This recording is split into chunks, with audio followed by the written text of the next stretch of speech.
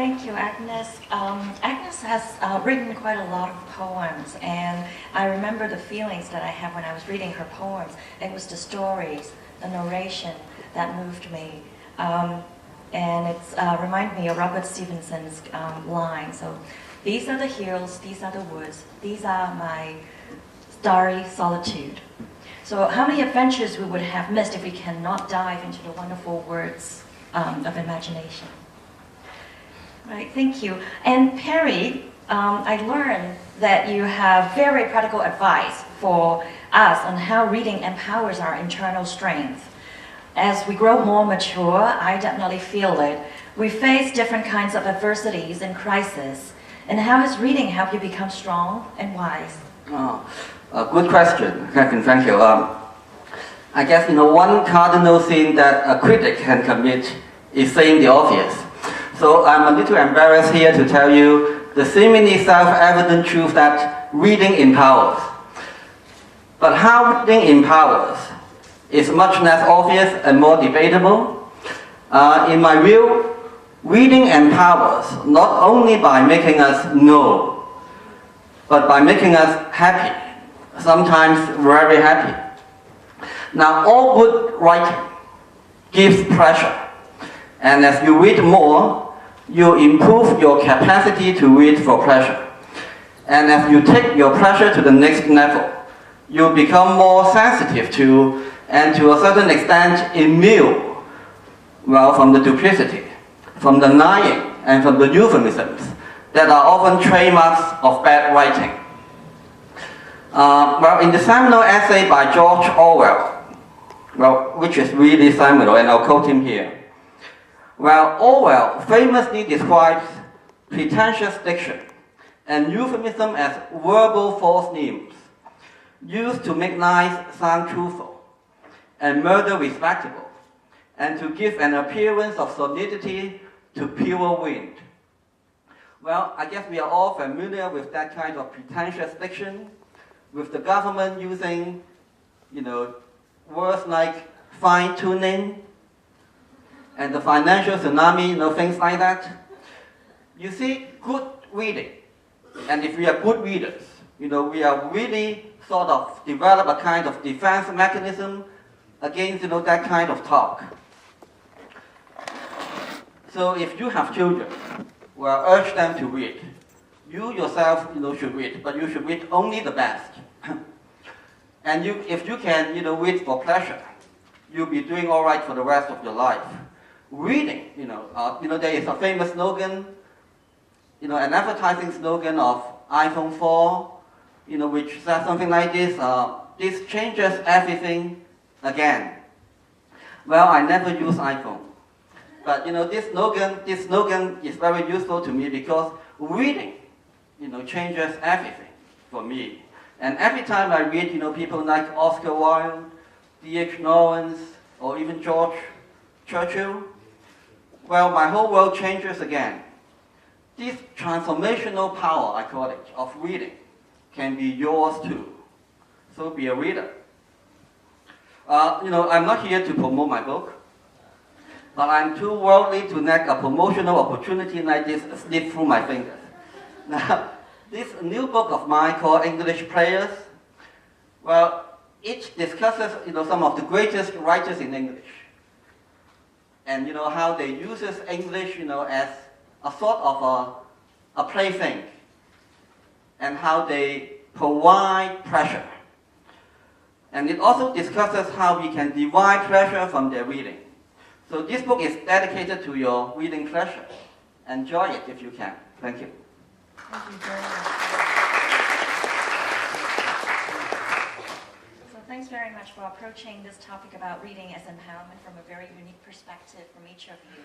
And I noticed that Ronny tells us how reading can bring us knowledge and abilities and make you who you are nowadays, although you have to read a lot of very boring cases. But I'm sure that from those knowledge and ability, it's also equipped you to be who you are now. And Agnes tells us how reading shape and create who we are, bring us enjoyment in life. And Perry shows us how reading helps us to solve our life crisis and make good life choices. And I noticed that you've been talking a lot about reading, bringing enjoyment and pleasure, and I think that's very, very important. It isn't something very that is boring, but it was a world that you can dive into that was very wonderful. So I have a few questions. For all three of you, one thing that I am thinking is that is there any one book that you wish you had read when you were a teenager, when you were much younger? Now, because that we have very young audience here, and that a lot of them are teenagers, so I think that, like, if you were a teenager, what would you wish that you had read?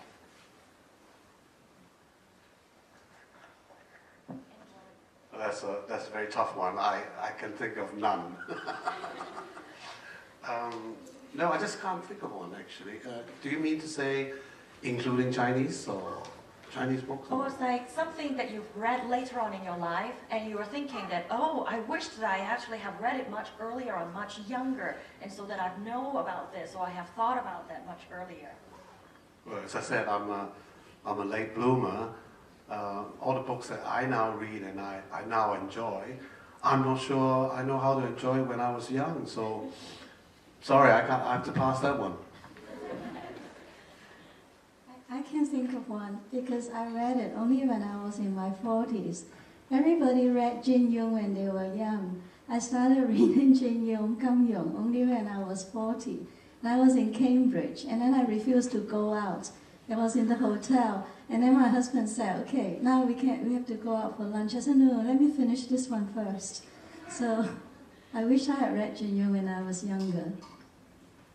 Well, I wish I had read Lady Chatterley's Lover when I was very, very young, when I was still fascinated by sex and the whole affair of lovemaking thing.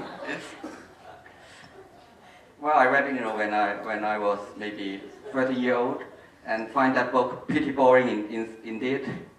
Yeah. So, there is indeed, a best time for reading a particular book. So, read the book, while the opportunity is there. That's my advice. Great, thank you very much. Another question I have is, do you have any advice for parents to nurture their children's reading habit? Ronny, I know that because you have a son, and you must be thinking about like how you can. Well, I think I've actually given him a lot of books, but I mean he just doesn't seem to be interested in any of the books that I've given him. So it's hard to say. I mean, I'm a very liberal person, as you may know. I would prefer my son to read whatever he likes to read, rather than for me to tell him what he should read. And I'd rather him pick up a book out of his own accord because he's interested in the book that he's going to read. I'm not going to lay down any rules or lay down any requirements, but just hope that he would pick up reading.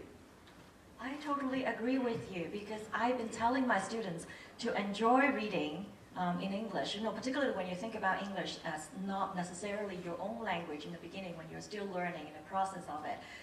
It is important to find something that you really enjoy, something that you feel like you can't really put the book down.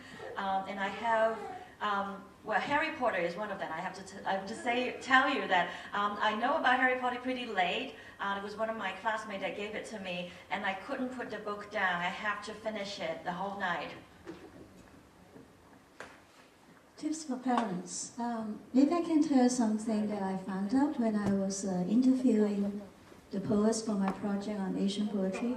I was in the Philippines, in India, in Singapore, Hong Kong, Macau, interviewing different poets. I wanted to find out how they became poets.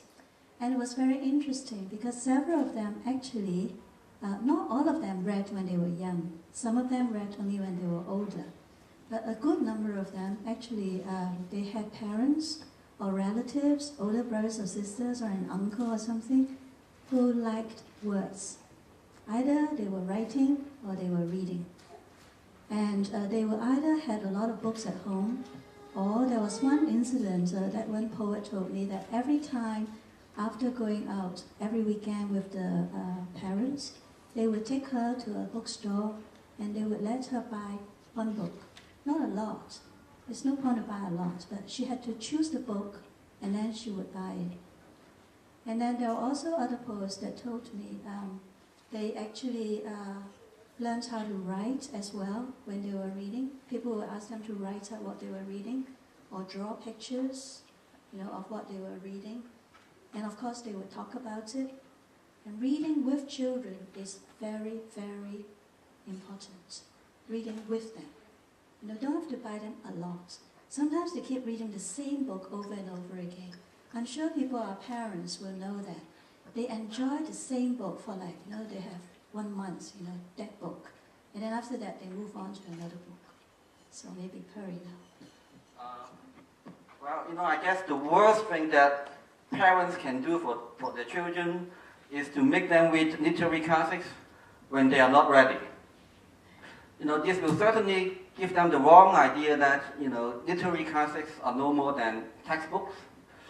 I guess it's very important to develop your children's habit and ability to read for pleasure. And the only way to turn your children into lifetime readers is to develop that ability. So always begin with, the easy ones, maybe even a book of quotations, short stories, and save, the really difficult, the classics, for when they're really ready. So stop taking, a too utilitarian, if you will, attitude towards reading. Reading, is something that is going to benefit your children for the rest of their lives. So take your time. Thank you very much. So the next question, how about we can start the other way around, like from Perry, like that here. Can you think of a book that changed your outlook of life, changed how you think or how you feel or your vision about the world? So it's a book that makes a significant influence in making who you are. Well, the best ethical education that I ever received is from a book called The Great Gatsby by Scott Fitzgerald, which is a book about the price that one pays for pursuing his dreams. But it's also a book about how brutal reality can be. It doesn't polarize reality and romanticism.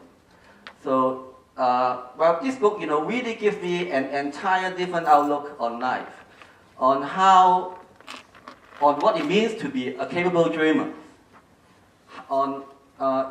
It really, awakens me, to the fact that, one can be as much a realist as a romantic. I read that book when I was only 17, and I wasn't, the same person after reading this book. A transformational experience for me. And this is exactly, what a book can do, what a great book can do. Reading, can be transformative. Unlike, going to see a movie, or going on Facebook, things like that. Reading, is a commitment. It takes, willpower to finish reading a book, but it pays off. It always pays off.